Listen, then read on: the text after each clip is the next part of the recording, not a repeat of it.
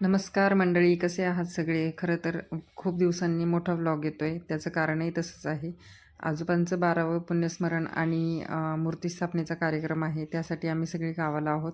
तर तो व्हिडिओ काही शॉर्ट व्हिडिओमध्ये झाला नसता. म्हटलं चला आज मोठा व्हिडिओ बनवूयात. थंडी खूप आहे गावाला. आम्ही सकाळी इकडं शेकोटी केली होती.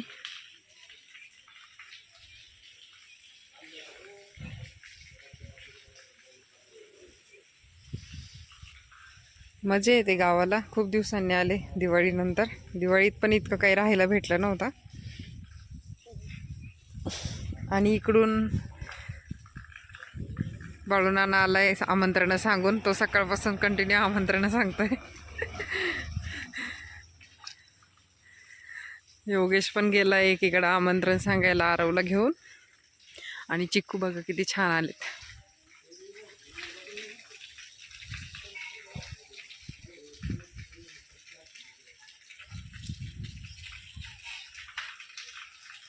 ह्याची फुलं सकाळीच पूजेला बाहूंनी तोडून घेतली.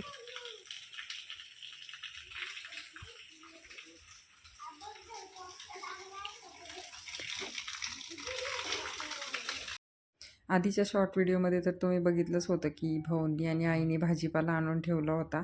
कारण आम्हाला खूप लेट झालं होतं यायला. मग त्यांनी बऱ्यापैकी साफसफाई भाजीची तयारी करून ठेवली. आणि इकडे त्यांचं आमंत्रण सांगायचं काम चाललं आहे फोनवर.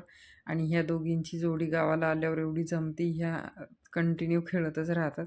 आदू तर अजून पारोशीच आहे. मी तिची आज केस कट करणार आहे. इकडे वहिनीने सगळ्यांसाठी आज पनीरची भाजी बनवली होती. आदूचे खूप केस वाढले नव्हतेच, पण ती हेअरबेल्ट अजिबात ठेवत नाही. मग सगळे केस डोळ्यावर येतात. म्हणून म्हटलं चला आज थोडंसं हेअरकट देऊन टाकू. आणि मग ऋत्वीला पण इच्छा झाली कापायची. मग ती पण बसली. आणि दोघींची हेअरकट झाल्यानंतर मग मी इकडं आई भाऊला साफसफाईला मदत करायला गेले. त्याआधी म्हटलं चला गोठा किती साफ केला आहे ते पण दाखवूया व्हिडिओमध्ये. आणि त्यानंतर सगळं साफसफाई झाल्यावर इकडे बाप्पू आणि योगेशला काम दिलं होतं की त्यांनी सगळे नारळ सोलून वगैरे ठेवायचे.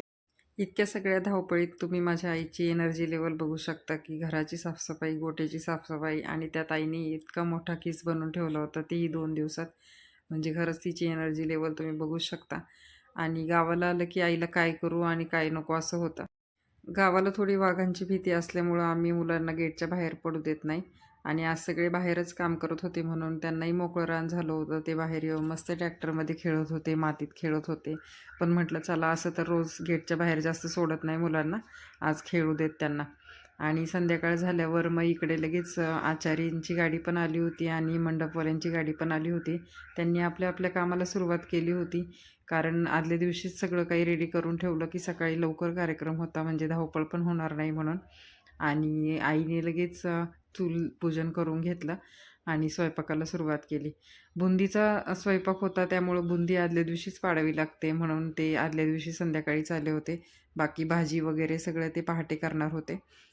आणि घरामध्ये आज बेसन भाकरीचा बेत होता. तसंही गावाला असं कार्यक्रम काही असेल तर आदल्या दिवशी बेसन भाकरीचा बेत पक्का ठरलेला असतो. कारण तो सगळ्यांना छान आवडतो पण आणि सोपा पण राहतो. राम जय राम जय जय राम. श्रीराम जय राम जय जय राम. श्रीराम जय राम जय जय राम. श्रीराम जय राम जय जय राम. श्रीराम जय राम जय जय राम. श्रीराम जय राम जय जय राम.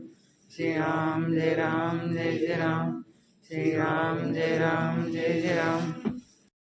मूर्तिस्थापनेसाठी आणलेल्या मूर्त्या धान्यामध्ये ठेवायच्या होत्या. त्यामुळे आजोबा, पप्पा सगळेजण येऊन नामस्मरणाच्या गजरात सगळ्या मूर्त्या धान्यामध्ये ठेवत होते. आणि त्यानंतर सगळ्यांनी जय जयकार करून नमस्कार केला. बाकी आमचं जेवण झालं होतं, पण दीदी, अक्का आणि ते सगळे लेट आल्यामुळं ते आता जेवण करत होते. बाकी इकडे भाऊचं ह्यांचं जेवण झालं होतं आणि ते गप्पा मारत होते. अशोक भाऊंनी खूप मोठी कोथिंबीर आणली होती वावरातून उपटून आणि ती आम्हाला थोड्या वेळाने निवडायची होती. आणि बाकीचे सगळेजण जाऊन तिकडे मोठी शेकोटी करून बसले होते. खरं तर गावाला आलं ना शेकोटी इतकं सुख कुठंच मिळणार नाही, कारण ते आपण इकडं पुन्हा मुंबईमध्ये कुठं शेकोटी करू शकत नसतो. ते सुख फक्त गावालाच मिळतं. आणि सगळी मुलं वगैरे सगळेजण येऊन बसले होते शेकायला.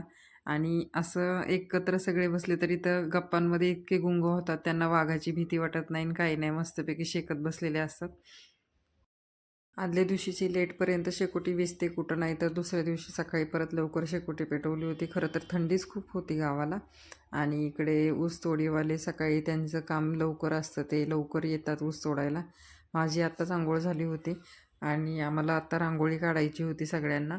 पण इतकी थंडी वाजली होती ना, रांगोळी हातात धरल्यावर अजून हात थंड पडतील म्हणून असं रांगोळी काढायला जायची पण इच्छा नव्हती. आणि सकाळी एवढ्या थंडीत मी शेकते आणि चहा प्यायचं सुख खरंच खूप वेगळं असतं. आणि नानीने मला आयता चहा आणून दिला होता. खरंच माहेरी आलं ना, ही एक खूप मोठी मजा असते की आपण जिथे बसू तिथं आपल्याला चहा वगैरे सगळं काही मिळतं. आणि इथं आत्या वगैरे आम्ही सगळे शेकत होते. आरोची तर अजून आंघोळ बाकी होती. आणि नंतर मग दीदीने रांगोळी काढायला सुरुवात केली. इकडे विहिरीकडं ब्राह्मण आले होते आणि त्यांनी पूजा वगैरे सगळं मांडायचं काम चालू केलं होतं.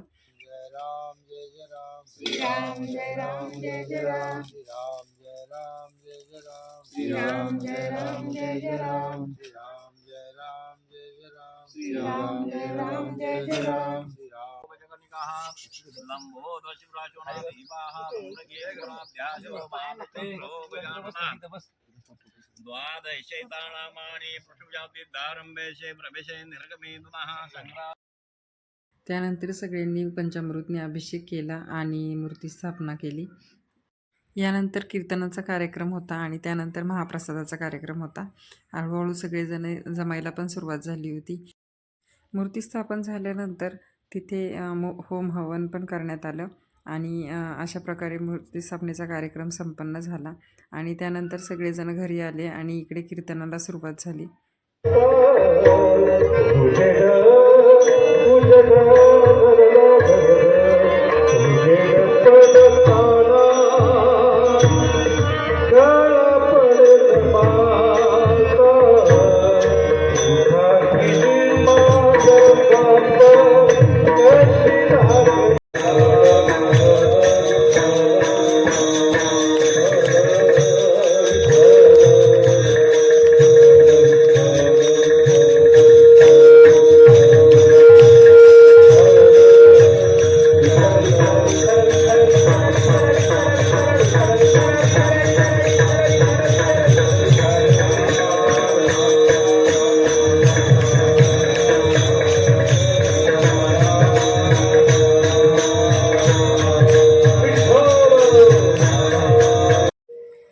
जागर हा आणि जागृतेचं लक्षण करण्यासाठी आज स्वतः इकडे पहा देहरूपी नागराला चालवणारा जीवाजी नावाचा मालक आहे. आणि देहरूपी वाड्यामध्ये रात्रीचं बरोबर 1 वाजायच्या सुमारास ह्या देहरूपी नागराला आवाज देणारा एक जण येतो आणि त्याचं नाव आहे पिंगळा. लक्षात तरी नाही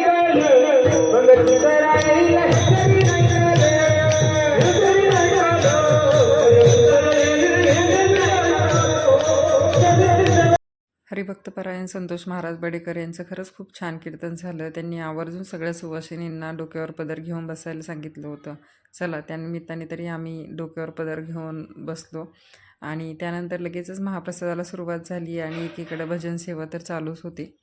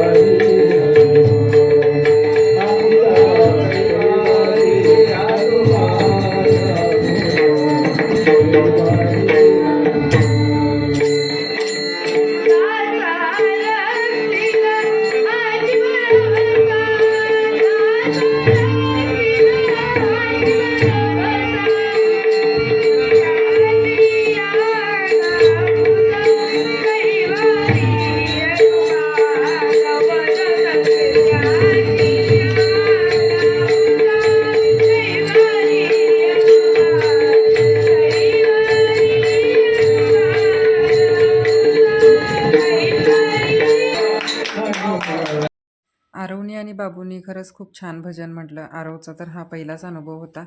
खरं तर आपणच म्हणतो की आजकालची पिढी या भजनाकडं, कीर्तनाकडं वळत नाही आहे. पण आपण त्यांना प्रोत्साहन दिलं नाही तर ते कधी वळणारही नाही असं मला वाटतं आणि आमच्या घरचे खरंच खूप ॲप्रिशिएट करतात. सगळ्यांनी मुलांना ₹100, ₹50 असं बक्षीस दिलं. त्यामुळं अजून मुलांना प्रोत्साहन येतं. ते पुढच्या वेळी अजून काहीतरी नवीन शिकून येतात आणि काहीतरी मिळतंही यासाठी नाही, पण मुलांना प्रोत्साहन मिळालं की ते आवर्जून खरंचच नेक्स्ट टाईम काहीतरी छान करण्याचा प्रयत्न करतात. सकाळी जे लवकर ऊसतोडीसाठी कामगार आले होते, त्यांचं पण काम झालं होतं आणि मग त्यांना आवर्जून महाप्रसादासाठी बोलवलं.